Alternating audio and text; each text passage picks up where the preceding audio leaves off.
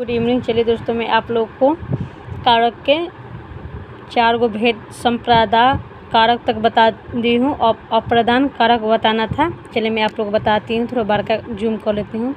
देखिए, अप्रदान कारक क्या है? अगर क्रिया के संपादन में कोई वस्तु अलग हो जाए, मतलब कोई भी वस्तु संपादन कारक से क्या अलग हो जाए, उसे हम लोग क्या कहते हैं?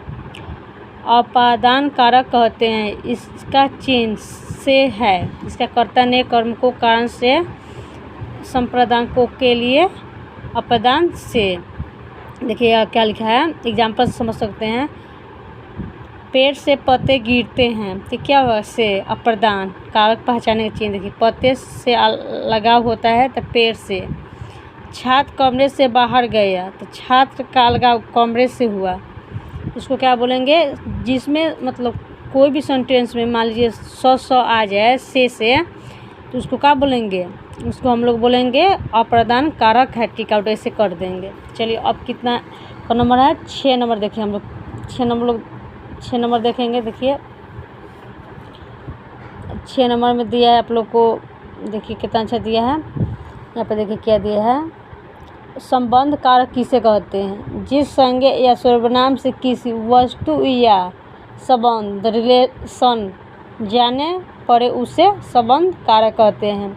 कोई भी मतलब संज्ञा या सर्वनाम ले लीजिए, 2 वस्तु ले लीजिए और उसमें क्या पूछ रहा है? उसके दोनों में संबंध होना, संबंध के साथ जानना भी जरूरी है।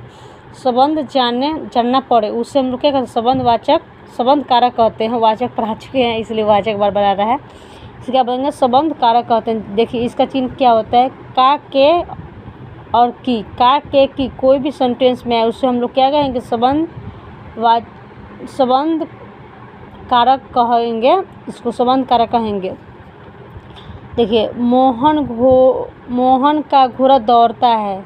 देखिए का है इसमें, तो मोहन का घोड़ा दौड़ता है तो उसका घोड़ा दौड़ता है, ये नहीं सेंटेंस हो। खाली मोहन का घोड़ा दौड़ता है तो क्या संबंध कारक हो गया? मोहन के घोड़े दौड़ते हैं तो क्या संबंध कारक हो गया? मोहन की घोड़ा दौड़ते हैं। देखिए का, के, की बात बोल रहा है तो तीनों सेंटेंस क्या हो जाएगा? ये हो जाएगा तीनों सेंटेंस आप लोग का कौन सा सेंटेंस हो जाएगा? ये संबंध वाचक हो जाएगा। क्या? संबंध कारक हो जाएगी। क्या हो जाएगा? संबंध कारक हो जाएगा।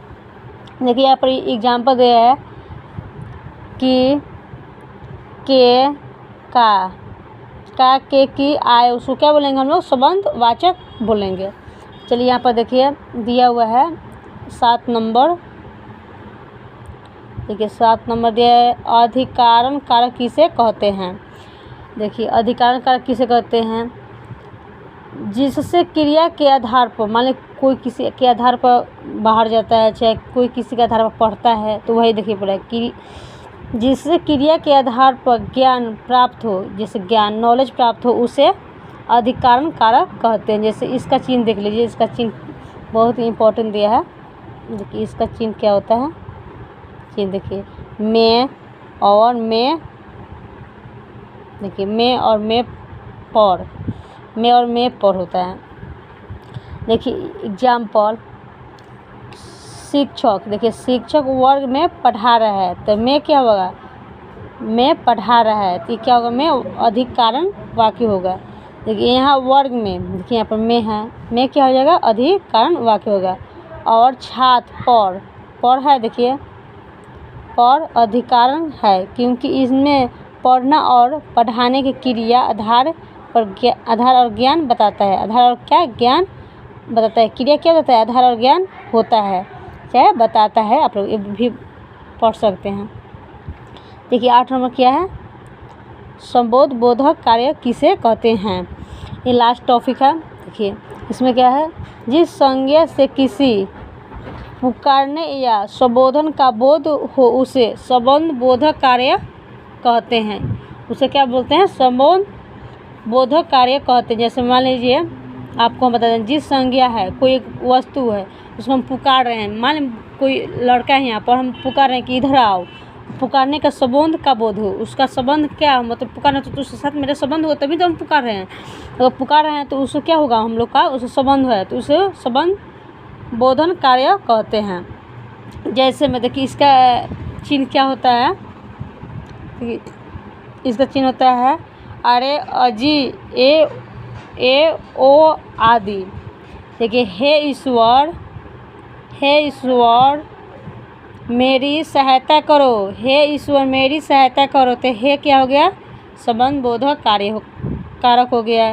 देखिए यहाँ पर हे ईश्वर और अरे दोस्त, ये क्या हो गया, हे ईश्वर अरे दोस्त। हे हो गया संबोधक कारक, अरे हो गया संबोधक कारक। इससे जो भी वाक्य में रहे शुरू या लास्ट में, इसको क्या बोल देंगे, संबंध बोधक कार्य कहेंगे। चलिए दोस्तों, कारक का इतना ही भेद था। बहुत बहुत धन्यवाद। चैनल को लाइक एवं सब्सक्राइब कीजिएगा।